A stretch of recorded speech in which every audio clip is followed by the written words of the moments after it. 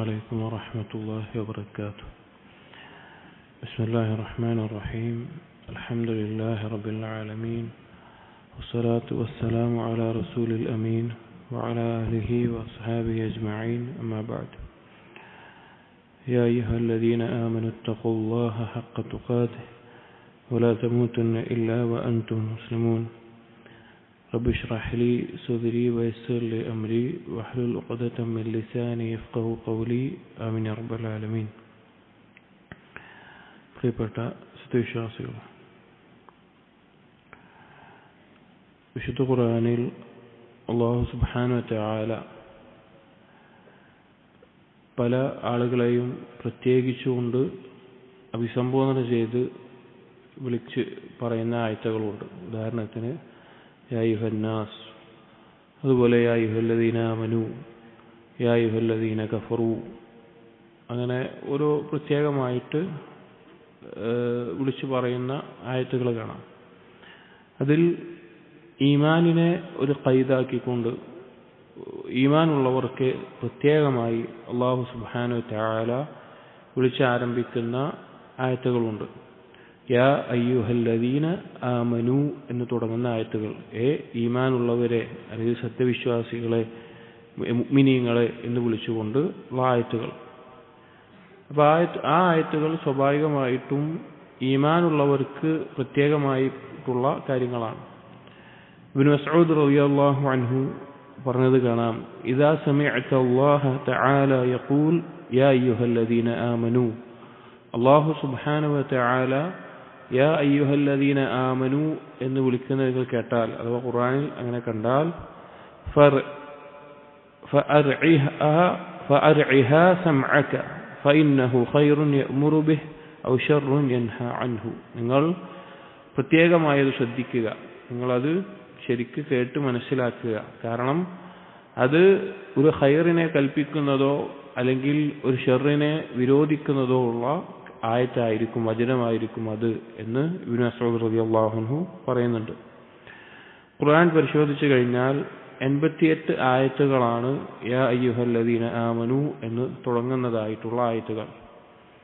എന്നാൽ ഒരായത്തിൽ തുടക്കമല്ലാതെ ഇടയിലായിക്കൊണ്ട് യാ അയ്യുഹല്ലദീന ആമനു എന്ന് തുടങ്ങുന്നുണ്ട്. സൂറത്തുൽ അഹ്സാബിലെ 56-ാമത്തെ ആയത്തിൽ ഇന്നല്ലാഹ വ മലായികതഹു യുസല്ലൂന അലൻ നബി യാ അയ്യുഹല്ലദീന ആമനു എന്ന് അതിനുശേഷം തുടങ്ങുന്ന ആയത്തുണ്ട്. അതുകൂടി കൂട്ടുകയാണെങ്കിൽ 89 ആയത്തുകളാണ് യാ അയ്യുഹല്ലദീന ആമനു എന്ന് വിളിച്ചുകൊണ്ട് അല്ലാഹു തആല പറയുന്നത്.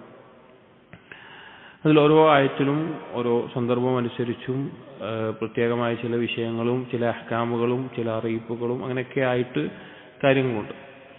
അപ്പോൾ അതിലെ ആയത്തുകളുടെ തഫ്സീറാണ് ഇൻഷാ അല്ലാഹ് റമളാനിലെ അസ്ർ നിസ്കാരത്തിന് ശേഷം നാം ഉദ്ദേശിക്കുന്നത്.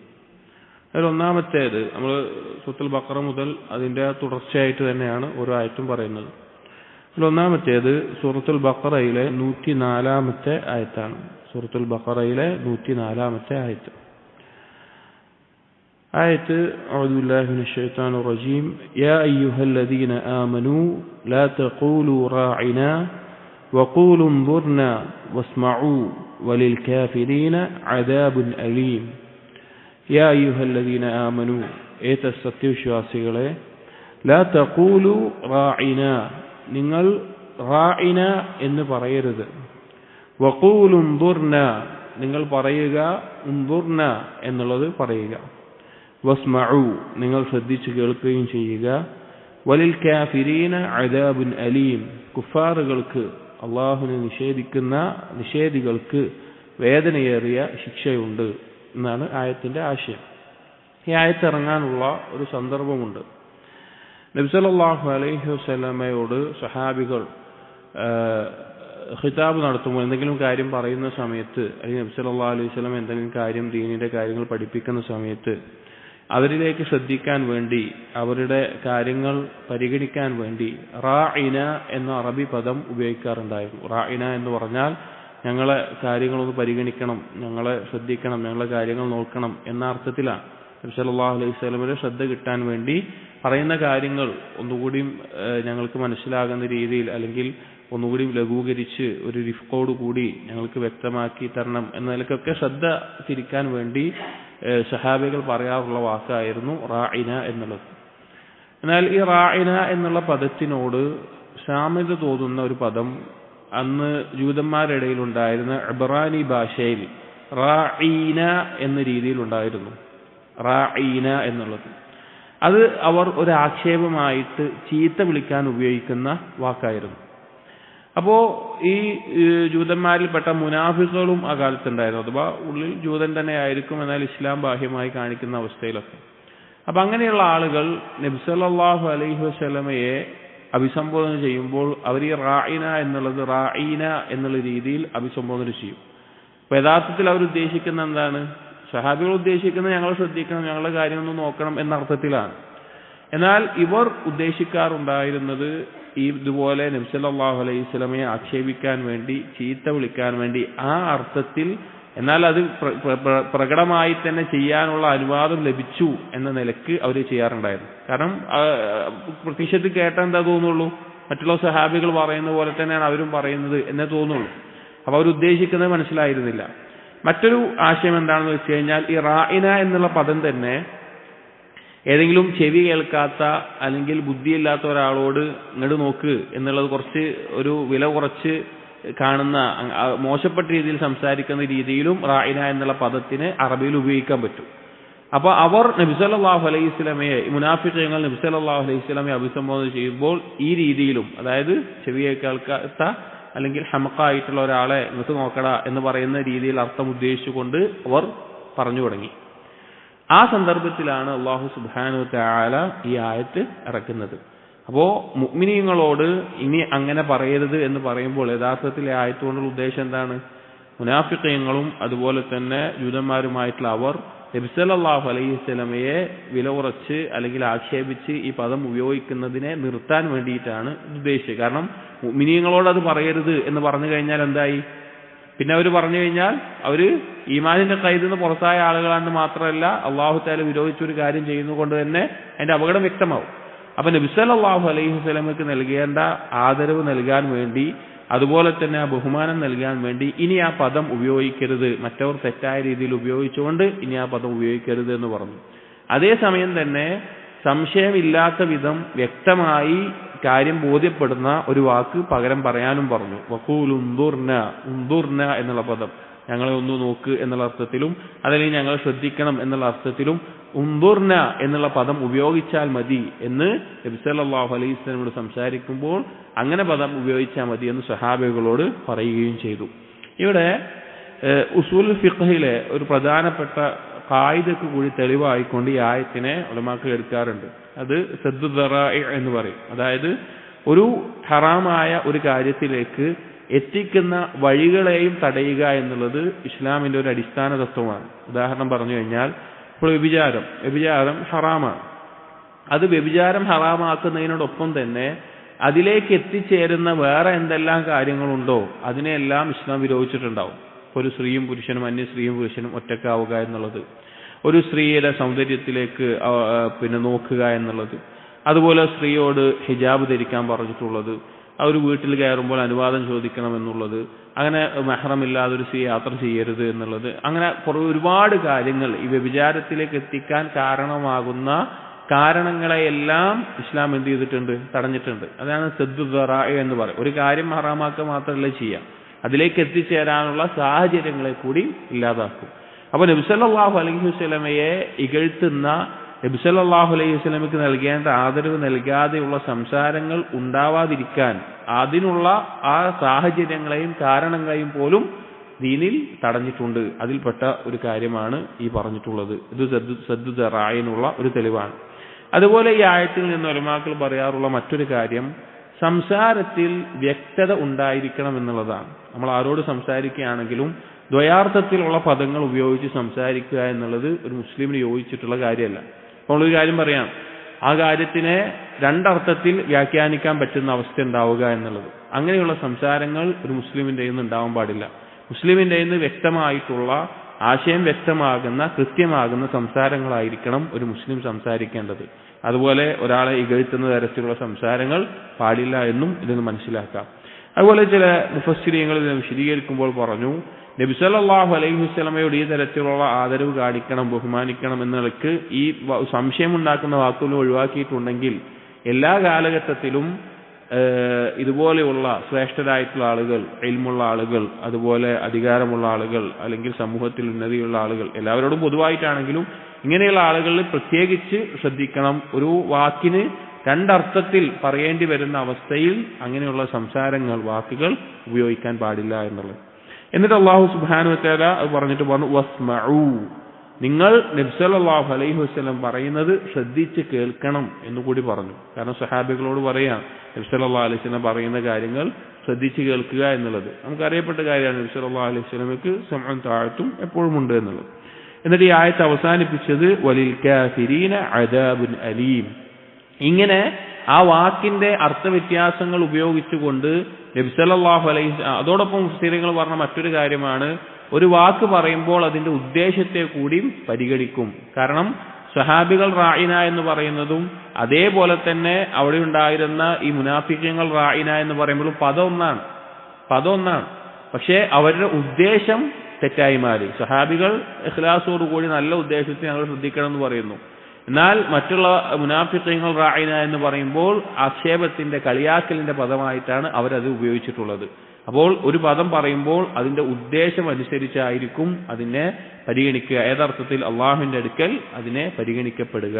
അതുകൊണ്ട് ഏതൊരു വാക്ക് പറയുമ്പോഴും ആ ഉദ്ദേശവും ശ്രദ്ധിക്കണം എന്നുള്ളത്. അവസാനം പറഞ്ഞത് വലിൽ കാഫിരീന അദാബുൻ അലീം, കാഫിരീങ്ങൾക്ക് ഈ ഒരു കാര്യം ഉദ്ദേശിച്ചുകൊണ്ട് ചെയ്തിട്ടുള്ള ഈ കുഫറിന്റെ ആളുകൾക്ക് പരലോകത്ത് വേദനയേറിയ ശിക്ഷയാണുള്ളത്. കാരണം നബി സല്ലല്ലാഹു അലൈഹി വസല്ലമയ്ക്ക് ഏതെങ്കിലും തരത്തിലുള്ള ആക്ഷേപങ്ങൾ, അതുപോലെയുള്ള കളിയാക്കലുകൾ, ഇതെല്ലാം അല്ലാഹു തആല തടഞ്ഞിട്ടുണ്ട്. കുഫാറുകളുടെ ഏത് കാലഘട്ടത്തിലും, ഇന്നത്തെ കാലഘട്ടം എടുത്തു നോക്കിയാലും അവരുടെ രീതിയാണ് ഇസ്ലാമിനെ ഇകഴ്ത്താൻ വേണ്ടി നബി സല്ലല്ലാഹു അലൈഹി വസല്ലമയെ ഇകഴ്ത്തുന്ന, നിന്ദിക്കുന്ന സംസാരങ്ങൾ സംസാരിക്കുക എന്നുള്ളത്. അത് ഗൗരവമുള്ള കാര്യമാണ്, അള്ളാഹുവിന്റെ അടുക്കൽ കടുത്ത ശിക്ഷയ്ക്ക് കാരണമാകുന്ന കാര്യമാണ് എന്നും ഈ ആയത്ത് കൊണ്ട് അള്ളാഹു സുബ്ഹാനഹു വ തആല അറിയിക്കുകയാണ്. അപ്പൊ അതന്ന് സഹാബികളുടെ വിഷയത്തിൽ പ്രത്യേകമായി ഇറങ്ങിയിട്ടുള്ള ഒരു കാര്യമാണെങ്കിലും സംസാരത്തിന്റെ വിഷയത്തിലും അതുപോലെ നബി സല്ലല്ലാഹു അലൈഹി വസല്ലമയ്ക്ക് നൽകേണ്ട ഒരു ആദരവിന്റെ വിഷയത്തിലുമെല്ലാം ധാരാളം പാഠങ്ങൾ ഉൾക്കൊള്ളുന്ന ഒരു ആയത്താണ് സൂറത്തുൽ ബഖറയിലെ 104-ാമത്തെ ആയത്ത്.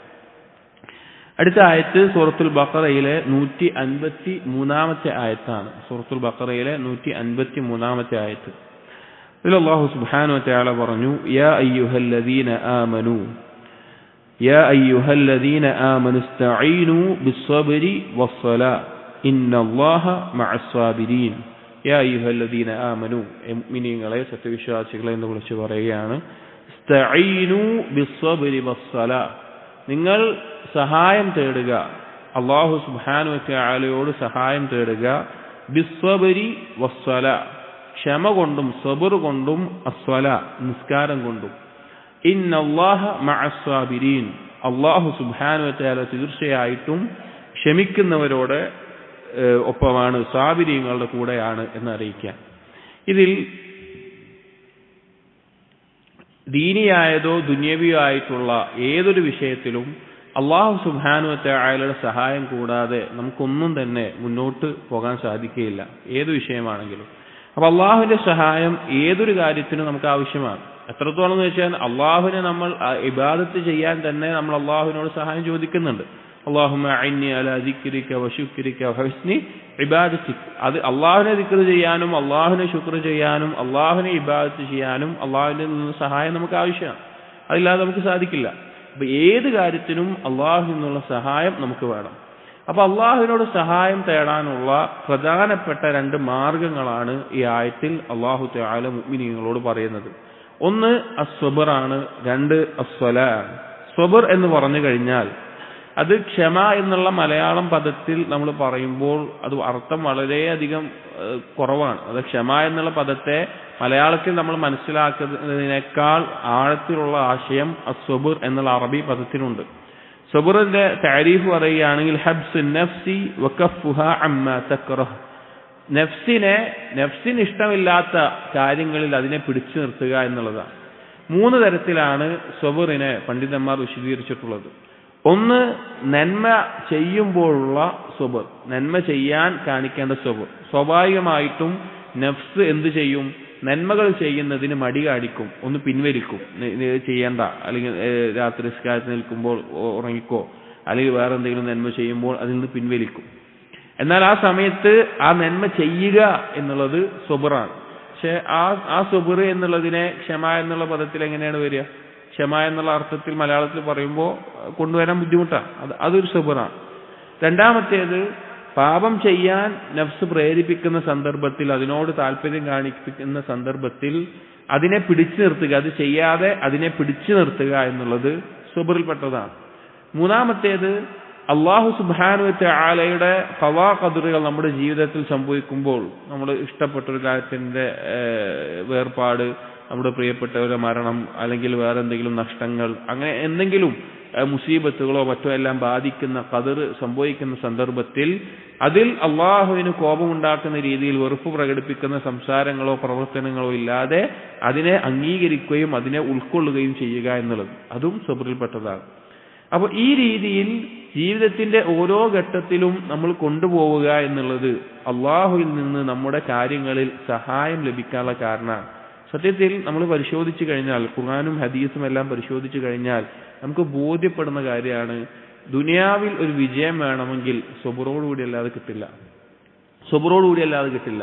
അതുകൊണ്ടാണ് സ്വർഗപ്രവേശനം ലഭിക്കുന്ന ആളുകളോട് പറയുന്നത്, ബിമാ സബർത്തും, നിങ്ങൾ ക്ഷമിച്ചതുകൊണ്ട്.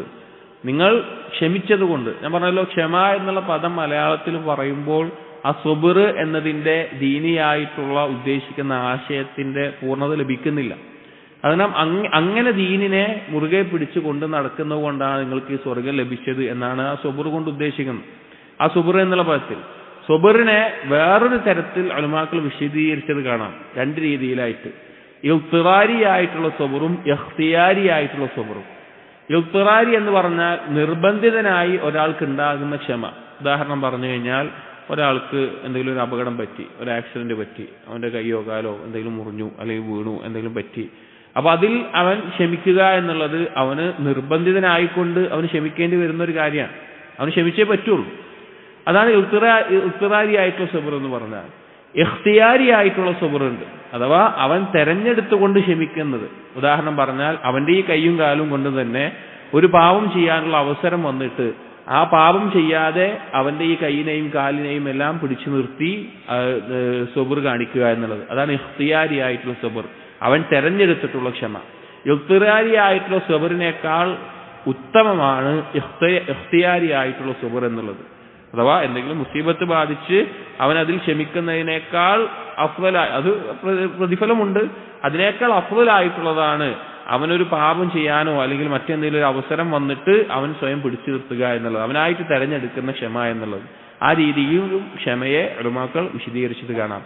അപ്പോൾ പറഞ്ഞതുകൊണ്ട് ഈ സബർ ജീവിതത്തിൽ എത്രത്തോളം നമ്മൾ മുറുകെ പിടിക്കുന്നുവോ അത്രത്തോളം നമ്മുടെ ദീനിയായ കാര്യങ്ങളിലും ദുനിയവിയായ കാര്യങ്ങളിലും അള്ളാഹുവിന്റെ സഹായം നമുക്ക് ലഭിച്ചുകൊണ്ടിരിക്കും. അള്ളാഹുവിന്റെ സഹായം ലഭിക്കാനുള്ള ഒന്നാമത്തെ മാർഗം സബറാണ്. രണ്ടാമത് ഈ ആയത്തിൽ അള്ളാഹു സുബ്ഹാനഹു വ തആല പറഞ്ഞത് അസ്സലാ, നിസ്കാരമാണ്. ഒരു മുഅ്മിനിനെ കാഫിറിൽ നിന്ന് പ്രധാനമായി വ്യത്യാസപ്പെടുത്തുന്ന മഹത്തായിട്ടുള്ള ഇബാദത്താണ് നിസ്കാരം എന്നുള്ളത്. അള്ളാഹുവിനോടുള്ള മുനാജാത്താണ് നിസ്കാരം എന്ന് പറഞ്ഞു കഴിഞ്ഞാൽ. അള്ളാഹുവിനോട് ഒരു അടിമ സംസാരിക്കുന്ന, അള്ളാഹുവിന് മുമ്പിൽ അവനോട് ചെയ്തിട്ടുള്ള കരാർ എടുത്തു പറയുന്ന, അവന്റെ ഏറ്റവും കൺകൂർമയാകേണ്ട, അവന് സമാധാനം കണ്ടെത്തേണ്ട ഒരു കാര്യമാണ് നിസ്കാരം എന്നുള്ളത്. നബി സല്ലല്ലാഹു അലൈഹി വസല്ലം തന്നെ അവിടുന്ന് എന്തെങ്കിലും ഒരു എന്തെങ്കിലും ഒരു ചിന്ത അല്ലെങ്കിൽ എന്തെങ്കിലും അതുപോലെയുള്ള കാര്യങ്ങൾ ഉണ്ടായിക്കഴിഞ്ഞാൽ നിസ്കരിക്കുമായിരുന്നു. അതുപോലെ തന്നെ ബിലാൽ റളിയല്ലാഹു അൻഹുവിനോട് നബി സല്ലല്ലാഹു അലൈഹി വസല്ലം ഇഖാമത്ത് കൊടുക്കാൻ പറഞ്ഞിട്ട്, അരിഹ്ന യാ ബിലാൽ, ബിലാൽ ഞങ്ങൾക്ക് റാഹത്ത് ഉണ്ടാക്കുന്ന നിസ്കാരത്തിന് ഇഖാമത്ത് കൊടുക്കൂ എന്ന് പറയാറ്. അപ്പോൾ അവരുടെ നിസ്കാരം എന്ന് പറഞ്ഞാൽ അവർക്ക് റാഹത്ത് ലഭിക്കുന്ന, അവരുടെ ടെൻഷനുകളിൽ സമാധാനം ലഭിക്കുന്ന കാര്യമാണ്. പലപ്പോഴും ഇന്ന് കാലഘട്ടത്തിൽ ഈ നമ്മളിൽ പലർക്കും ഉണ്ടാകുന്ന ഒരു അവസ്ഥ പറഞ്ഞാൽ, നമുക്ക് എന്തെങ്കിലും ഒരു ചിന്ത വന്നു കഴിഞ്ഞാൽ നിസ്കാരം ഒഴിവാക്കാനായിരിക്കും നമുക്ക് കൂടുതൽ നമുക്ക് തോന്നുന്ന അവസ്ഥ. എന്നാൽ നിസ്കാരത്തിലൂടെ എല്ലാ ഭാരവും ഇറക്കി വെച്ച് അള്ളാഹുവിനോട് കാര്യങ്ങൾ പറഞ്ഞ് സമാധാനം കണ്ടെത്താനാണ് നബി സല്ലല്ലാഹു അലൈഹി വസല്ലം മാതൃക കാണിച്ചതും സഹാബികൾ ചെയ്തിരുന്നതും. എത്രത്തോളം എന്ന് വെച്ച് കഴിഞ്ഞാൽ ദുനിയവിയായ ഫിത്നകൾ കണ്ട് അതിനോട് ആകർഷണം തോന്നുമ്പോൾ പോലും നിസ്കാരത്തിലേക്ക് മടങ്ങാൻ വേണ്ടി പറഞ്ഞ ചില സംഭവങ്ങൾ കാണാം. ഉർവത്ത് ഇബ്നു സുബൈർ റളിയല്ലാഹു അൻഹു അദ്ദേഹം പറഞ്ഞൊരു വാക്ക് കാണാം, ഇദാ റഅ അഹദുകും ഷൈഅൻ മിൻ സീനത്തി ദുനിയ വസഹറതിഹാ ഫലിയഅതി അഹ്ലഹു വലിയമുർഹാ ബിസ്സലാ വലിയസ്തബിർ അലൈഹാ. അദ്ദേഹം പറയാം, നിങ്ങൾ ആരെങ്കിലും ദുനിയാവിന്റെ എന്തെങ്കിലും അലങ്കാരങ്ങളോ അതിന്റെ അതുപോലെയുള്ള കാര്യങ്ങളോ കണ്ടു കഴിഞ്ഞാൽ നിങ്ങൾ കുടുംബത്തിലേക്ക് എത്തുകയും കുടുംബത്തിനോട് നിസ്കാരം കൽപ്പിക്കുകയും നിങ്ങൾ അതിൽ ക്ഷമയോടുകൂടി ഉറച്ചു നിൽക്കുകയും ചെയ്യുക എന്ന് പറഞ്ഞത് കാണാം. എന്താ കാരണം? അല്ലാഹു സുബ്ഹാനഹു വ തആല സൂറത്തു ത്വാഹയിൽ എന്നിട്ട് പറയാറുണ്ട്, ഖാല അല്ലാഹു തആല ലിനബിഹി സ്വല്ലല്ലാഹു അലൈഹി വസല്ലം എന്ന് പറഞ്ഞ് അദ്ദേഹം പറയും, സൂറത്തു ത്വാഹയിൽ അല്ലാഹു പറഞ്ഞു, വലാ തമുദ്ദന്ന ഐനൈക ഇലാ മാ മത്തഅനാ ബിഹി അസ്വാജൻ മിൻഹും സഹറത്തുൽ ഹയാത്തിദ് ദുനിയ ലിനഫ്തിനഹും ഫീഹി. ദുനിയാവിന്റെ ആളുകൾക്ക് ഫിത്നയായിക്കൊണ്ട് നാം നൽകിയിട്ടുള്ള ഭൗതികമായ ആ ആനന്ദങ്ങളിലേക്ക് നീ ദൃഷ്ടി പായിക്കരുത്. വരിസ്ഖു റബ്ബിക ഖൈറും വഅബ്ഖാ, നിന്റെ റബ്ബിന്റെ റിസ്ഖാണ് ഏറ്റവും ഉത്തമമായിട്ടുള്ളത് എന്ന ആയത്ത് പറഞ്ഞിട്ട് അടുത്ത ആയത്തിൽ അല്ലാഹു പറഞ്ഞ എന്താണ്? വഅ്മുർ അഹ്ലക ബിസ്സലാ വസ്തബിർ അലൈഹാ, നീ നിന്റെ കുടുംബത്തിനോട് എന്ത് ചെയ്യുക? നിസ്കാരം കൽപ്പിക്കുക, അതിൽ ക്ഷമയോടുകൂടി ഉറച്ചു നിൽക്കുക. അതായത് ഒരു മുഅ്മിനിന് അള്ളാഹുവിലേക്ക് അടുപ്പിക്കുന്ന ഏറ്റവും പ്രധാനപ്പെട്ട ഒരു കാര്യമാണ് നിസ്കാരം എന്നുള്ളത്. ആ നിസ്കാരം മുറുകെ പിടിക്കുക എന്നുള്ളത് നാളെ അള്ളാഹുവിനെ കാണാൻ, സ്വർഗത്തിൽ അള്ളാഹുവിനെ കാണാൻ കൂടുതൽ സഹായകമാകുന്ന കാര്യമായിട്ട് ഹദീസുകളിലൂടെ നബി സല്ലല്ലാഹു അലൈഹി വസല്ലം പറഞ്ഞു, ആർക്കെങ്കിലും അള്ളാഹുവിനെ കാണണമെന്ന് ആഗ്രഹിക്കുന്നുണ്ടെങ്കിൽ അല്ലെങ്കിൽ ആ ഒരു കാര്യത്തിന് നിസ്കാരത്തെ മുറുകെ പിടിക്കുക എന്ന് നബി സല്ലല്ലാഹു അലൈഹി വസല്ലം പറഞ്ഞ ഹദീസുകളുടെ ആശയത്തിലുണ്ട്. അപ്പോ ഈ സബർ കൊണ്ടും ഈ നിസ്കാരം കൊണ്ടും അതിനെ മുറുകെ പിടിക്കുന്നതിലൂടെ ഫർളായ നിസ്കാരങ്ങളും അതുപോലെ ഐച്ഛികമായിട്ടുള്ള ബാക്കിയുള്ള നിസ്കാരങ്ങളും അതിനെ മുറുകെ പിടിക്കുന്നതിലൂടെ ജീവിതത്തിൽ ദുനിയവിയാവട്ടെ ദീനിയാവട്ടെ നമുക്ക് എല്ലാവിധ അള്ളാഹു എന്നുള്ള സഹായം ലഭിക്കാൻ ഈ രണ്ട് കാരണങ്ങൾ വളരെ പ്രധാനമാണ്. അതുകൊണ്ട് എപ്പോഴെങ്കിലും നമ്മുടെ ജീവിതത്തിൽ ഒരു ബുദ്ധിമുട്ടും തടസ്സം വരുന്ന രീതിയിൽ നമുക്ക് തോന്നുകയാണെങ്കിൽ, അള്ളാഹുവിന്റെ സഹായം ലഭിക്കുന്നില്ല എന്നൊരു തോന്നൽ നമുക്ക് ഉണ്ടാവുകയാണെങ്കിൽ നാം ഈ രണ്ട് കാര്യങ്ങളിലേക്ക് പ്രത്യേകം ശ്രദ്ധിക്കേണ്ടതാണ്. എന്നിട്ട് ഈ ആയത്ത് അവസാനിപ്പിക്കുന്നിടത്ത് അല്ലാഹു സുബ്ഹാനഹു വ തആല പറഞ്ഞു, ഇന്നല്ലാഹ മഅസ് സാബിരീൻ, തീർച്ചയായും അല്ലാഹു സുബ്ഹാനഹു വ തആല ക്ഷമിക്കുന്നവരോടൊപ്പമാണ് എന്ന് പറയുകയാണ്. ക്ഷമിക്കുന്നവരോടൊപ്പമാണ്. ഇവിടെ അള്ളാഹുവിന്റെ മഅയ്യത്ത്, അള്ളാഹുവിന്റെ സാമീപ്യത്തെ പറ്റി പറയാം. ഇവിടെ അള്ളാഹുവിന്റെ ഖാസായിട്ടുള്ള മഅയ്യത്താണ് പറയുന്നത്, പ്രത്യേകമായിട്ടുള്ളത്. അതായത് അള്ളാഹുവിന്റെ മഅയ്യത്ത് രണ്ട് തരത്തിലുണ്ടാകും. ഒന്ന് ആമായിട്ട് എല്ലാവരോടൊപ്പവും അള്ളാഹു ഉണ്ടാവും. അതായത് അത് കാഫിറായാലും നന്മ ചെയ്യുന്നവനാണെങ്കിലും തിന്മ ചെയ്യുന്നവനാണെങ്കിലും അവൻ ചെയ്യുന്ന കാര്യങ്ങൾ അറിഞ്ഞുകൊണ്ടും അതുപോലെ തന്നെ കേട്ടുകൊണ്ടും കണ്ടുകൊണ്ടും ഒക്കെ അള്ളാഹു അവനോടൊപ്പം ഉണ്ടാവും. എന്നാൽ ഖാസായിട്ട് പ്രത്യേകം ഒരാളെ സഹായിക്കാനും പിന്താങ്ങാനുമായി അള്ളാഹു ഒപ്പം ഉണ്ടാകും. അതിൽപ്പെട്ടൊരു ഗുണമാണ് സബുർ എന്നുള്ളത്. സബുർ കാണിക്കുന്നവരോടൊപ്പം അള്ളാഹു ഉണ്ടാകും. ഇമാം സഅദി റഹിമഹുല്ലാ ഇത് വിശദീകരിക്കുന്നിടത്ത് ചില മുഫസ്സിരീങ്ങളൊക്കെ പറഞ്ഞത് കാണാം, ഈ സബുർ കൊണ്ട് അള്ളാഹുവിന്റെ ഈ മഅയ്യത്ത് ലഭിക്കുക എന്നുള്ളത് മാത്രമാണ് എങ്കിൽ അത് മതിയായതാണ്. അത് മാത്രം മതി സബുർ കൊണ്ടുണ്ടാവുന്ന നേട്ടം, അല്ലെങ്കിൽ അത് മാത്രമുള്ളൂ എങ്കിൽ അത് തന്നെ മതിയായതാണ് എന്ന് പറഞ്ഞത് കാണാം. അപ്പോ സബുറും സ്വലാത്തും, ക്ഷമയും നിസ്കാരവും മുറുകെ പിടിക്കുക എന്നുള്ളത് അള്ളാഹുവിന്റെ സഹായം നമുക്ക് ലഭിക്കാൻ കാരണമാകുന്ന കാര്യമാണ്. അത് നമുക്ക് ഏതൊരു വിഷയത്തിലും നമുക്ക് ആവശ്യമായിട്ടുള്ള കാര്യമാണ്. എല്ലാവിധ വിജയവും ക്ഷമയുടെ അടിസ്ഥാനത്തിലാണുള്ളത്. ആ ക്ഷമിക്കുന്നവരോടൊപ്പം അള്ളാഹു സുബ്ഹാനഹു വ തആല ഉണ്ടാകും എന്നെല്ലാം ഈ ആയത്തിലൂടെ അറിയിക്കുകയാണ്.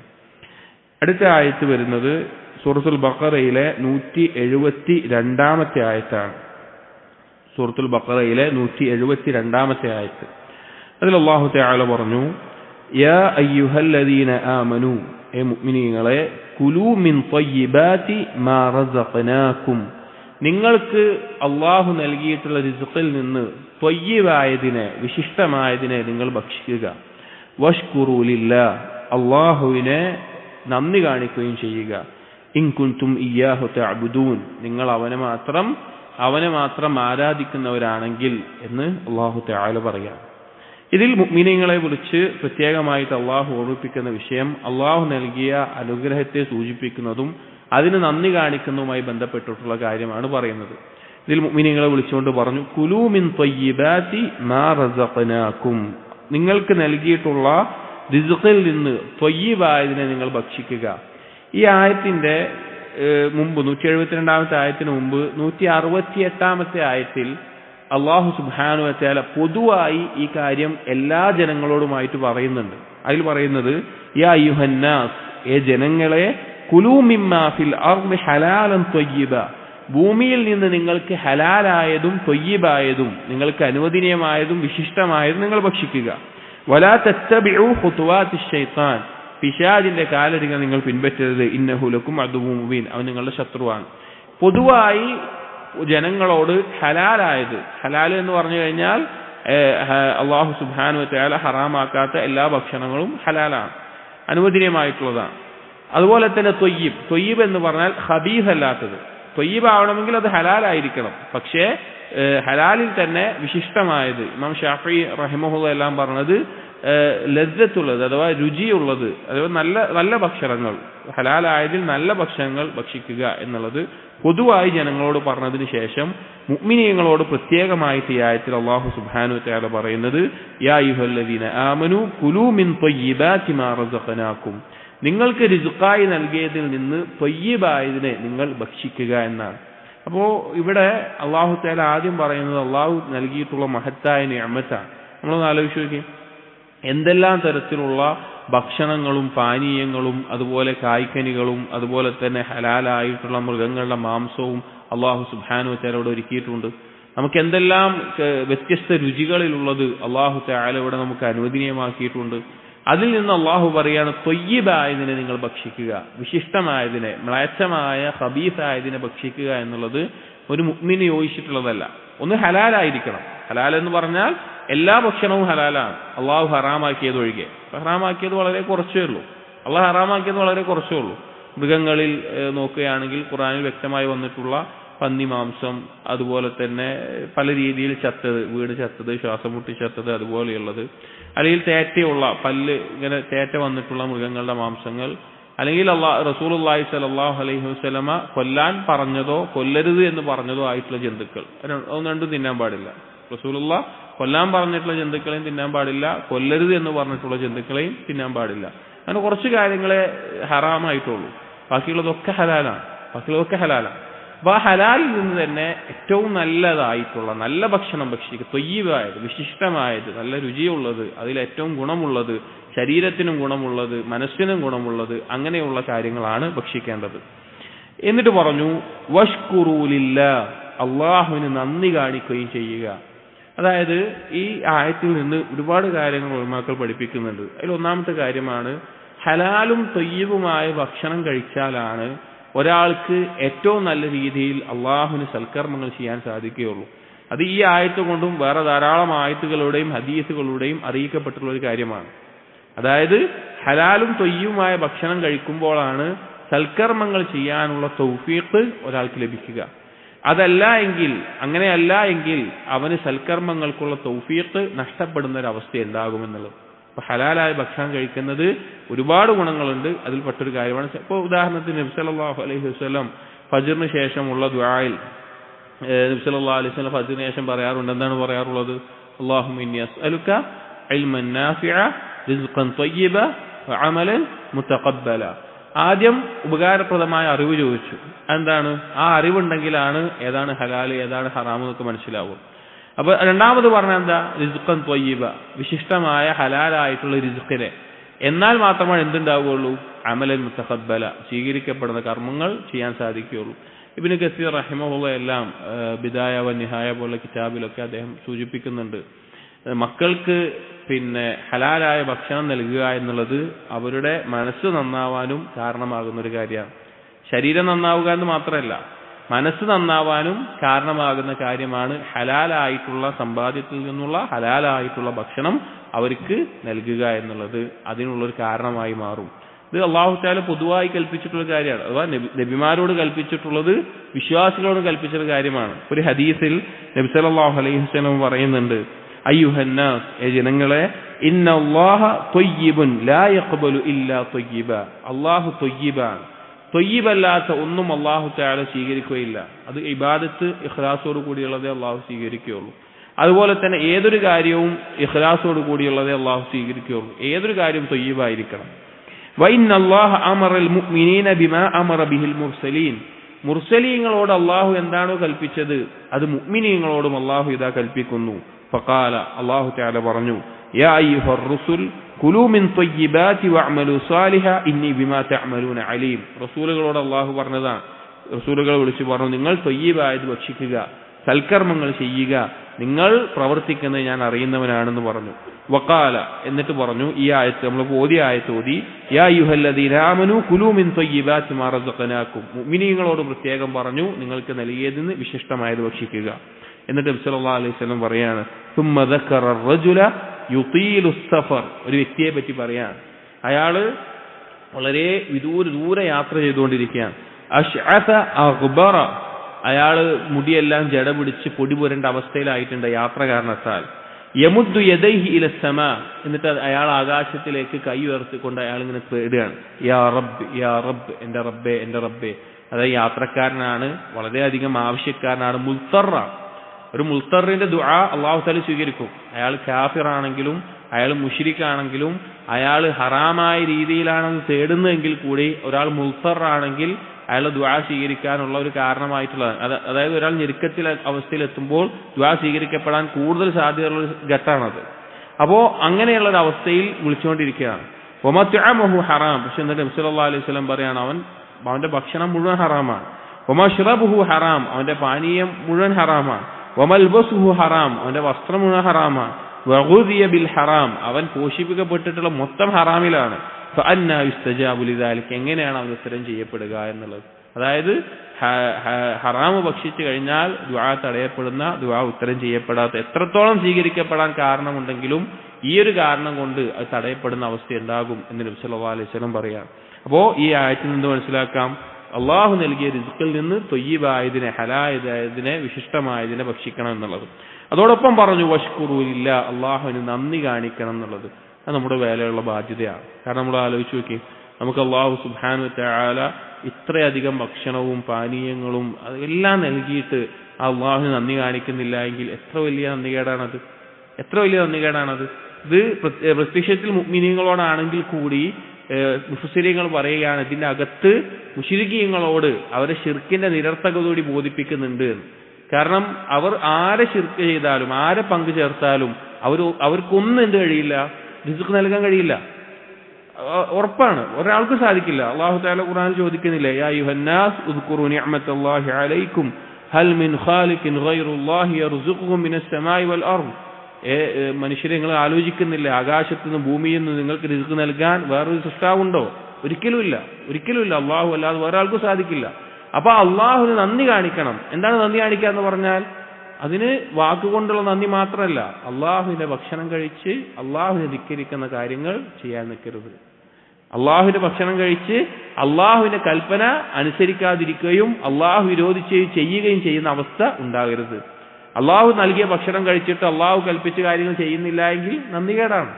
അള്ളാഹു ചെയ്യരുത് എന്ന് പറഞ്ഞ കാര്യം ചെയ്യുന്നുണ്ടെങ്കിൽ നന്ദികേടാണ്. അള്ളാഹു നൽകിയ ഭക്ഷണം കഴിച്ചിട്ട് അള്ളാഹുവിനനുസരിച്ച് ജീവിക്കുക എന്നുള്ളതാണ് അള്ളാഹുവിന് കാണിക്കുന്ന നന്ദിയുടെ പ്രധാനപ്പെട്ട ഭാഗം. എന്നിട്ട് ഈ ആയത്ത് അവസാനിപ്പിച്ചത് ഇൻ കുൻതും ഇയ്യാഹു തഅബുദൂൻ, നിങ്ങൾ അവനെ മാത്രം ആരാധിക്കുന്നവരാണെങ്കിൽ എന്ന് പറഞ്ഞു. ഇതിൽ മുഫസ്സിരീങ്ങൾ പറഞ്ഞു, അള്ളാഹുവിന് ശുക്ർ കാണിക്കാത്തവൻ, അള്ളാഹു നൽകിയ നിഅമത്തുകൾക്ക് നന്ദി കാണിക്കാത്തവൻ അള്ളാഹുവിനെ ഇബാദത്ത് ചെയ്തവനാകുന്നില്ല. അള്ളാഹുവിനെ ആരാധിക്കുന്നവനാകണമെങ്കിൽ അവൻ അള്ളാഹുവിനെ നന്ദി കാണിക്കുന്ന ഒരാളായിരിക്കണം എന്ന് ഈ ആയത്തിൽ നിന്ന് പ്രത്യേകം പറഞ്ഞു. സഹോദരങ്ങളെ, ശുക്ർ എന്നുള്ളത് നമുക്ക് ഇപ്പോൾ ലഭിച്ചുകൊണ്ടിരിക്കുന്ന നിഅമത്തുകളെ നിലനിർത്താനും ഇനി ലഭിക്കാത്ത നിഅമത്തുകൾ ലഭിക്കാനും കാരണമാകുന്ന ഒരു കാര്യമാണ്. എന്നാൽ കുഫർ, നന്ദികേട് കാണിക്കുക എന്നുള്ളത് ഇപ്പോഴുള്ള നിഅമത്തുകൾ ഇല്ലാതാകാനും ഇനി വരാൻ പോകുന്നതിനെ തടയാനും കാരണമാകുന്ന കാര്യമാണ് നന്ദികേട് കാണിക്കുക എന്നുള്ളത്. അള്ളാഹു നൽകിയ ഓരോ അനുഗ്രഹത്തിന്റെയും വില നമുക്ക് മനസ്സിലാകണമെങ്കിൽ അത് നഷ്ടപ്പെടുന്ന ഒരു അവസ്ഥയിലേ നമുക്കത് ബോധ്യപ്പെടുകയുള്ളൂ. അപ്പൊ നമ്മൾ കണ്ണിന് കാഴ്ച ഉണ്ട്, അതിന്റെ വില നമുക്ക് മനസ്സിലാവുക എപ്പോഴാണ്? അത് നഷ്ടപ്പെടുമ്പോഴേ മനസ്സിലാവുകയുള്ളൂ. അതുപോലെ ഓരോ കാര്യവും, ഇപ്പൊ ഭക്ഷണം കഴിക്കാൻ സാധിക്കുന്നുണ്ട്, വെള്ളം കുടിക്കാൻ സാധിക്കുന്നുണ്ട്. നമ്മളൊന്ന് ആലോചിച്ച് നോക്കി, ഇപ്പോൾ കിഡ്നിക്കൊക്കെ രോഗം ബാധിച്ച ആളുകൾ ഉണ്ടാവും, അവർക്കൊക്കെ ഡോക്ടർമാർ ഒരു കണക്ക് കൊടുക്കും, ഒരു 1/2 ലിറ്റർ വെള്ളം ഒരു ദിവസം കുടിക്കാൻ പാടുള്ളൂ, അതിൽ കൂടുതൽ കുടിക്കാൻ പാടില്ല, കൂടുതൽ കുടിച്ചാൽ കിഡ്നിക്ക് പ്രശ്നമാണ് എന്ന് പറഞ്ഞിട്ട് അവർ കണക്ക് കൊടുക്കും. നമ്മളൊന്ന് ആലോചിച്ച് നോക്കി. അങ്ങനെ ഒരു അല്ലാഹു തആല എത്രമാണെങ്കിലും കുടിക്കാനുള്ള ഒരു അവസരം തന്നിട്ട് നമുക്കത് വിശാലമായി തന്നിട്ട് അങ്ങനെ ഒരു നിബന്ധന വരുന്ന അവസ്ഥ ആലോചിച്ച് നോക്കി. അപ്പൊ അല്ലാഹു സുബ്ഹാനഹു വ തആല നൽകുന്ന നിഅമത്തുകൾ അത് ചെറുതാണെങ്കിലും അത് നന്ദി കാണിക്കണം. വേറൊരു കാര്യം ഈ ആയത്തിൽ നിന്ന് മുഫസ്സിരീങ്ങൾ എടുത്തു പറഞ്ഞിട്ടുള്ള ഒരു കാര്യം ഇബാദത്ത് എന്നുള്ള ആ കാര്യത്തിന്റെ വിശാലതയാണ്. ചില ആളുകൾ ഇബാദത്ത് എന്ന് പറഞ്ഞാൽ വെറും നിസ്കാരം, നോമ്പ് അങ്ങനെയുള്ള കാര്യങ്ങൾ മാത്രമാണ് എന്ന് വിചാരിക്കാറുണ്ട്. എന്നാൽ ദൈനംദിന ജീവിതത്തിലെ നമ്മൾ ഭക്ഷണം കഴിക്കുന്നതും അതിന് അള്ളാഹു നന്ദി കാണിക്കുന്നതും അങ്ങനെ തുടങ്ങിയ എല്ലാ കാര്യങ്ങളും ഇബാദത്തിന്റെ ഭാഗമാണ് എന്ന് അറിയിക്കുന്നുണ്ട് ഈ ആയത്തിൽ. കാരണം ഭക്ഷണം കഴിക്കുന്നതിന് നന്ദി കാണിക്കണമെന്ന് പറഞ്ഞിട്ട് അവസാനിപ്പിച്ച എന്താ, ഇൻ കുൻതും ഇയ്യാഹു തഅബുദൂൻ, നിങ്ങൾ അവരെ ആരാധിക്കുന്നവനാണെങ്കിൽ, അതായത് ഭക്ഷണം കഴിക്കുമ്പോൾ നന്ദി കാണിക്കുന്നതാവട്ടെ, ഉറങ്ങി എഴുന്നേൽക്കുമ്പോൾ അള്ളാഹുവിനെ സ്തുതിക്കുന്നതാവട്ടെ, ദുആ പറയുന്നതാവട്ടെ, ഒന്ന് തുമ്മിയാൽ അള്ളാഹുവിനെ സ്തുതിക്കുന്നതാവട്ടെ, അതൊക്കെ എന്താണ്, അതെല്ലാം ഇബാദത്തിന്റെ ഭാഗമാണ്. 5 വക്ത് നിസ്കാരം മാത്രമോ റമളാനിൽ നോമ്പ് മാത്രമോ അല്ല. ഇബാദത്തി എന്നുള്ള പദത്തിന്റെ അകത്ത് വരുന്ന കാര്യങ്ങൾ ദൈനംദിന ജീവിതത്തിലെ എല്ലാ മേഖലയിലും ഇബാദത്ത് ഉൾക്കൊള്ളുന്നുണ്ട്. അതിൽ പ്രധാനപ്പെട്ട കാര്യമാണ് അള്ളാഹുവിന് നന്ദി കാണിക്കുക എന്നുള്ളത്. ഈ കാര്യങ്ങൾ ഈ ആയത്തിന്റെ അടിസ്ഥാനത്തിൽ ഉലമാക്കൾ വിശദീകരിക്കുന്ന കാര്യമാണ്. അപ്പോൾ അള്ളാഹു സുബ്ഹാനഹു വ തആല നൽകുന്ന മഹത്തായ അനുഗ്രഹമായിട്ടുള്ള ഭക്ഷണത്തിനെ കുറിച്ച് ഇതിൽ സൂചിപ്പിക്കുന്നുണ്ട്. അതിൽ ഹലാലും ത്വയ്യിബും ഭക്ഷിക്കണമെന്നും അതിന് നന്ദി കാണിക്കണമെന്നും അത് ഇബാദത്തിന്റെ ഭാഗമാണ് എന്നും ഈ ആയത്തിലൂടെ അറിയിക്കുന്നു. ഇൻഷാ അല്ലാഹ് അടുത്ത ആയത്തുകൾ നാളെ നോക്കാം. സുബ്ഹാനകല്ലാഹുമ്മ ബിഹംദിക അഷ്ഹദു അൻ ലാ ഇലാഹ ഇല്ലാ അൻത അസ്തഗ്ഫിറുക വഅതൂബു ഇലൈക വസല്ലല്ലാഹു അലാ നബിയിനാ മുഹമ്മദിൻ വഅലാ ആലിഹി വഅസ്ഹാബിഹി അജ്മഈൻ വൽഹംദുലില്ലാഹി റബ്ബിൽ ആലമീൻ.